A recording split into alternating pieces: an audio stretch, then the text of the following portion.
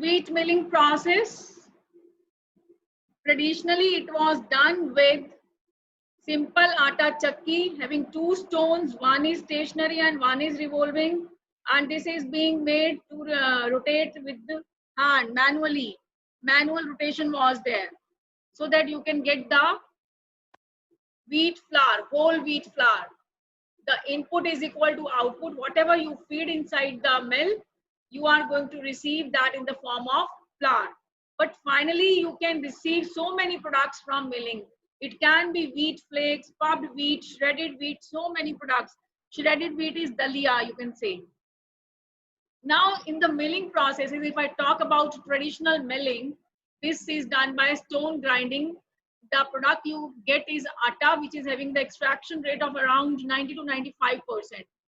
And in milling, some of the indigestible parts like cellulose, phytic acid, they are being removed, and phytic acid actually binds the minerals. So it's good that it should be removed so that you can get a good product in your diet. Then Indian style flours, it is not technically whole wheat because some of the portions like bran and germ are being removed. And traditional stone grinding, it is replaced now by power driven small and big chakkis, and now the replacement is being done with the modern flour mills. And this modern milling, it is a step-by-step process. Firstly, the grain is being cleaned. There are basically three steps which are involved in modern milling. The first is grain cleaning. Then the second one, very important, is tempering or conditioning. And the third one is roller milling, roller mill. So in cleaning of grains, you have to remove the wheat impurities, whether the grain is damaged, shrunken, the kernels they are broken. They are collectively known as screenings. And to remove the metal part or metallic part, magnetic separators are there. And milling separator, it is used to remove sticks, stones, and any other foreign materials. And this is based on the principle of aspiration, in which the air is being pulled through the grain, and when the grain it is being fed into the machine, the air is being pulled so that the lighter particles they move away and the heavier particles you are going to retain.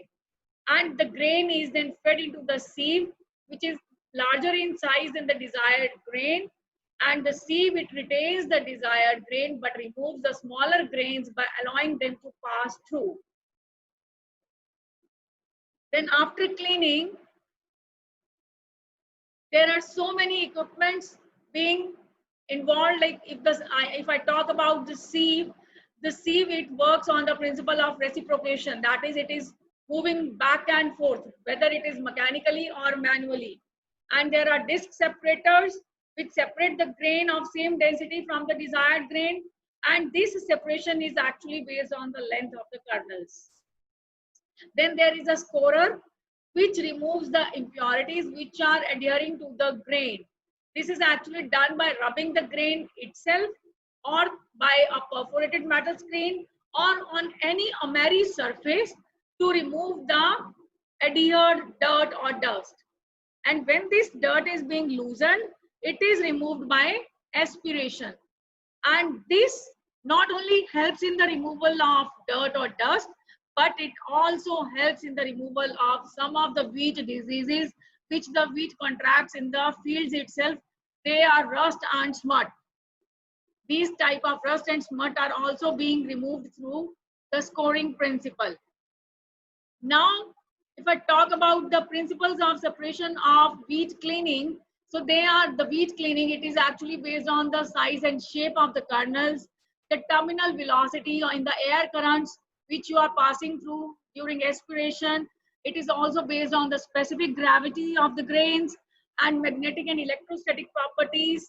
Then the color, on the basis of color, you can do separation, and surface roughness.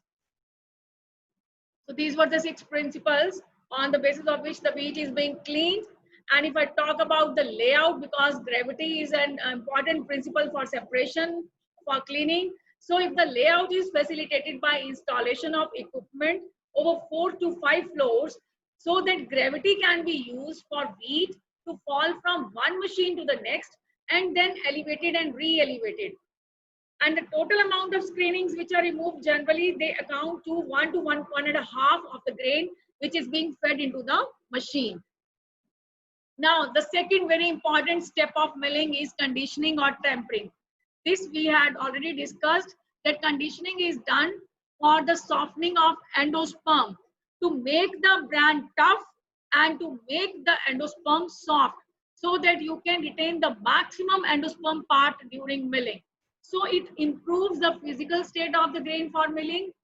And if I talk about definition, so you can define tempering like it is a process of addition or removal of water or moisture for a definite period of time to obtain desired moisture content in the grain. And the desired moisture content is 12 to 14%. Now, why we do the conditioning of the grain? Why the conditioning of grain is required? The way you condition yourself, the way you condition your hairs, same ways conditioning of grain is required. There are three basic reasons for the conditioning of grains. Firstly, to toughen the bran so that a longer extraction of low ash content flour can be made. Secondly, to ensure that the moisture is being migrated to the endosperm and it can produce the flour of approximately 14 to 15% moisture content. And third, very important, is to mellow the endosperm so that it will be easier to remove the bran during milling. For the easy processing of milling, the endosperm is being mellowed.